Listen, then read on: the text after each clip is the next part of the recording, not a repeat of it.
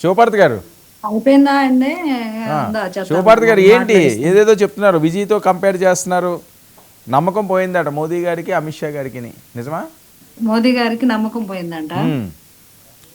YSRCP party వాళ్ళ మాటలు అసలు పట్టించుకోవాల్సిన పని లేదు. ఫేక్ పరాకాష్ట, ఫేక్ అడ్రస్, అలాంటి వాళ్ళని ఫేక్ ప్రాపగాండాస్ మనం ఇక్కడ దాన్ని ఒక వ్యాలిడిటీ తీసుకొచ్చి ఇక్కడ డిస్కషన్ పెట్టడమే అసలు వేస్ట్, చెత్త. అలా ఆ మాటలు మేము కొట్టి పడేస్తాం. పవన్ కళ్యాణ్ గారికి ఉండే స్టామినా ఆయనకు ఉంటుంది. ఆయనే ఒక తుఫాన్ అని వర్ణించిన మోదీ గారు ఉన్నారు. ఆయనకి నమ్మకం పోవడం అనేది అది వాళ్ళ భ్రమ. ఎందుకంటే వాళ్ళు తెర వెనక అన్ని తెరచాటు పనులు చేస్తుంటారు కాబట్టి వాళ్ళకి ఆ తెరచాటు మాటలు, అలాంటి దిక్కుమాల మాటలు అని అసభ్యకరమైన మాటలు వాళ్ళకి వచ్చు కాబట్టి వాళ్ళు బానిసత్వాలని అయ్యని ఇయ్యని ఏదో మాట్లాడుతుంటారు. సింహం సింగిలు, అది ఇది 90175 అది మడం తెప్పం విజయం అన్నారు. ఇప్పుడు ఎందుకు మరి పోయి బీజేపీకి మద్దతు ఇస్తున్నారు? సిగ్గులేదా మీకు? సిగ్గు శరం లేదా మీకు? ఎందుకు ఇస్తున్నారు?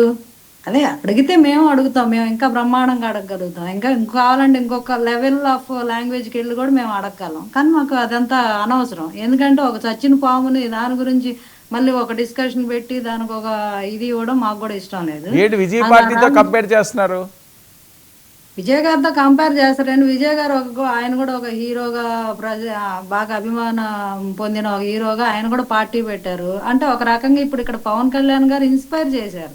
అంటే ఎవరైనా హీరోలు ఉన్నారో, అంతకుముందు చిరంజీవి గారు, అంతకుముందు ఎన్టీఆర్ గారు, ఇప్పుడు పవన్ కళ్యాణ్. ఆల్రెడీ పవన్ కళ్యాణ్ గారు ఇన్స్పైర్ చేశారు. రాష్ట్రాలు చేస్తే ఊరుకోను, నేను మామూలుగా ఊరుకోను చెప్తున్నా. నేను మాట్లాడప్పుడు మాట్లాడదు దయచేసి. ఇప్పుడు ఆయన పవన్ కళ్యాణ్ గారు పార్టీ పెట్టారు, సక్సెస్ అయ్యారు, 10 ఏళ్ళు పోరాటం చేశారు. ఎట్టకేళ్ళకి ఒక పార్టీని నిలబెట్టడం కానీ, పర్మనెంట్ సింబల్ తెచ్చుకోవడం కానీ, 100% స్ట్రైక్ రేట్తో కానీ, కష్ట నష్టాలు ఒడిదుడుకులు అడ్డుకొని ఆయన ఒక పొలిటికల్ పార్టీని ఒక రాష్ట్ర ప్రయోజనం కోసం ఎంత త్యాగానికైనా ఎంత వెళ్తారు అనేది ఆయన ఒక రోల్ మోడల్గా చూపించారు. దేశంలో ప్రతి ఒక్కళ్ళు ఇప్పుడు చాలా మంది పవన్ కళ్యాణ్ గారు ఫాలో అవుతున్నారు. అలాగే విజయ్ గారు కూడా ఫాలో అయ్యి నేను కూడా ఏదో ఒకటి నా తమిళనాడుకి చేయాలని ఆయన పార్టీ పెట్టుకున్నారు. మంచిదే. ఆయన కూడా ఇక్కడ నుంచి ఎంత పోరాటం చేస్తారు, ఎంత ప్రజాక్షేత్రంలో వెళ్ళి ఆయన నిరూపించుకుంటారు. ఆయన బలాన్ని ఒక్కొక్కరికి ఒక ఐడియాలజీ ఉంటుంది. సొంతగా వెళ్ళొచ్చు, కలిసి వెళ్ళొచ్చు. కలిసి వెళ్తే తప్పని ఎవరు చెప్పలా.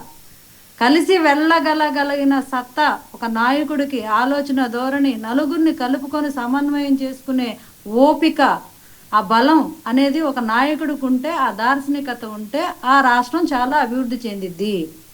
ఏకాడికి మనం బాగుండాలి, మన పార్టీయే బాగుండాలి, మనం అవినీతి చేయాలి, మనమే దోచుకు తినాలి, రాష్ట్రాన్ని సర్వనాశనం చేయాలి అనే ఆలోచన ఉన్నవాళ్ళు మేము సింహం సింగిల్ అని చెప్పుకుంటారు. ఉపయోగం ఏంది? మీతో ఎవరు కలవరు. కనీసం కేఏ పాల్ కూడా కలవడు. కేఏ పాల్ కూడా వచ్చి మీకు సపోర్ట్ చేయడు. మీ ఫ్యాక్షనిజానికి, మీ రౌడీజానికి ఒక్కడు కూడా చేయకూడదు. ఎవరన్నా వచ్చి రమ్మని మనం చూద్దాం. జగన్మోహన్ రెడ్డి తోటి మేము పొత్తు పెట్టుకొని మేము ముందుకు వెళ్తాను ఒక్కడ కేఏ పాల్ కూడా అంట చివరికి నేను జగన్మోహన్ రెడ్డితో నా పొత్తు పెట్టుకున్నాను, ఏంది నాకు ఈ కర్మ అనుకుంటాను.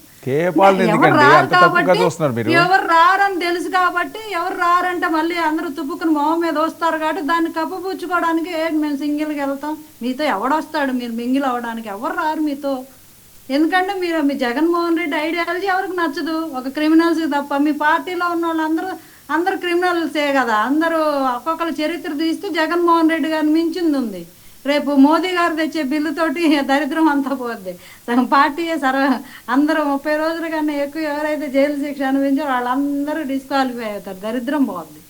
సో ఇట్లాంటి చట్టాలు వస్తే కనుక అప్పుడు తెలిసింది మీ పార్టీలో ఉన్న స్టామినా ఏంటి అనేది. రేపటి రోజున వస్తుంది కదా ఫ్యూచర్లో, అప్పుడు చూసుకుందాం, మాట్లాడుకుందాం. మీరు కూడా మాట్లాడితే కూర్చొని ప్యానెల్లో నవ్వాలి, ఆడవాలి, అర్థం కాని పరిస్థితిలో ప్రజలు ఉంటారు. దయచేసి మీరు శుద్ధపూస మాటలు అలాంటివి మానేసి మనం ఏం చేసాం, మన క్రిమినల్ మన బ్యాక్గ్రౌండ్ ఏంటి అది గురించి మాట్లాడుకో. ఈరోజు బీజేపీకి మీరు సపోర్ట్ చేస్తున్నారంటే నైతికంగా మీరు చచ్చిపోయినట్లు లెక్క. అంతకుముందు ఏదో మేము ఢిల్లీ గోడలు బద్దలు కొట్టాం, ఇప్పుడు వాళ్ళే పిలిచారని కదా వాళ్ళు చెప్పేది. వీళ్ళంతటా వీళ్ళు వెళ్ళడం కాదు. రాజ్నాథ్ సింగ్ గారే ఫోన్ చేసి మాకు మద్దతు ఇవ్వండి అని అడిగారని కదా. ఏమండి ఒక విషయం, రాజ్నాథ్ సింగ్ గారు బీజేపీ ప్యానల్ నుంచి ఎవరైనా మేము ఇట్లా వైసీపీ మద్దతు అడిగామని ఎవరైనా ఒక స్టేట్మెంట్ ఇచ్చారా? స్టేట్మెంట్ ఏంటంటే అది వాస్తవమే. రాజ్నాథ్ సింగ్ గారు ఫోన్ చేశారు. వాస్తవానే అక్కడ నుంచి ఏమన్నా బీజేపీ వర్గాల నుంచి వచ్చిందా? అరే ఫోన్ చేశారంటే మళ్ళీ వర్గాల నుంచి వచ్చిందా అంటారు. వాస్తవం ఫోన్ అది. చేశారని ఎవరు చెప్పారు? ఫోన్ చేశారని రాజ్నాథ్ సింగ్ గారు ప్రకటించారా స్వయంగా? కానీ ఇప్పుడు మీకు ఎవరైనా చెప్పాలా ఏంటి? ఇప్పుడు వైఎస్ఆర్సీపీ పార్టీ వాళ్ళు రోజు మోదీ గారు ఫోన్ చేస్తారని చెబుతారు, రోజు టచ్ లో ఉంటారు, నిర్మలా సీతారామన్ టచ్ లో ఉంటారు, రాజ్నాథ్ సింగ్ గారు టచ్ లో ఉంటారు, అమిత్ షా గారు డైలీ గంటకు ఫోన్ చేస్తామని చెప్పుకుంటారు. అక్కడ బీజేపీ వర్గాల నుంచి ఎస్ మేము ఇట్లా వైసీపీ మద్దతు కూడా అడిగాము, మేము ఇట్లాగా ఎన్డీఏ మద్దతు ఇవ్వమని అడిగాము అని ఎవరైనా చేశారు. వాళ్ళు అలాగే చెప్పుకుంటారండి. నేను ఖచ్చితంగా చెబుతున్నా కదా, వైఎస్ఆర్సీపీ పార్టీ ఒక ఫేక్ ప్రాపగాండా, ఎలా పోయినా వెళ్ళామని వచ్చి ఎందుకంటే ఇప్పుడు వాళ్ళు అడగపోయినా అడిగేలా చేసుకోవాలి ముందు. ఓకే వచ్చింది మమ్మల్ని అడిగారు, మేము మద్దతు తీయడానికి రెడీగా ఉన్నాం చెప్పడానికి వాళ్ళకి ఒక వేదిక కావాలి. శివపార్తి గారు సరే కానీ ఏంటి పిఠాపురం పంచాయతీ ఏంటండి?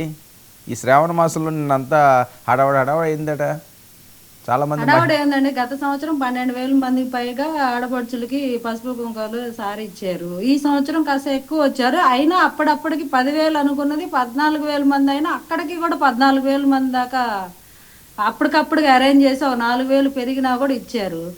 ఎవరో కొంతమందికి మేబీ అంతా టైం అయిపోయాక వచ్చి ఉంటారో, లేకపోతే అప్పటికి అయిపోయి ఉంటుందో, వాళ్ళు లాస్ట్లో వచ్చి ఏదో రగడ చేయాలని ఏదో కొంతమంది ఒక 10 మంది గుమికూడి మాకు రాలేదు అంటే వచ్చిన 14,000 మంది చెప్తున్నారు కదా బయటకు వచ్చేటప్పుడు. మనం ఆలయంలో పూజలు చేసేది ప్రతిదీ ఎంట్రీ అయిన దగ్గర నుంచి డిపార్ట్మెంట్ ఉంది, సీసీ కెమెరాస్ ఉన్నాయి, ఆలయంలో ఎంతమంది పూజలు చేశారు, ఎంతమందికి సారెలు అందాయి, ఎలాగ జరిగే ఏర్పాట్లు అనేది అంత లైవ్ టెలికాస్ట్ అయింది. ఇందులో మనం దాచేది ఏముంది? ఏమీ లేదు. కావాలంటే ఇంకా రానోళ్ళకు కూడా వీళ్ళు ఆవేదన ఉన్న వాళ్ళని తెలియజేసిన వాళ్ళకు కూడా ఇంటికి వెళ్ళి పంపించే అంత ఔదార్యం పవన్ కళ్యాణ్ గారికి ఉంది.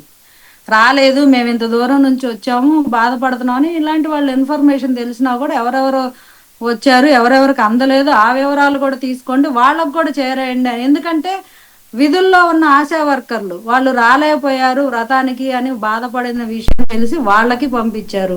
అలాగే ఎవరైతే గవర్నమెంట్ ఎంప్లాయీస్ మహిళలు ఉన్నారో వాళ్ళు ఆన్ డ్యూటీ వల్ల ఆ రోజు వెళ్ళి పూజలో పాల్గొనలేకపోవడం వల్ల వాళ్ళకు కూడా పంపించారు.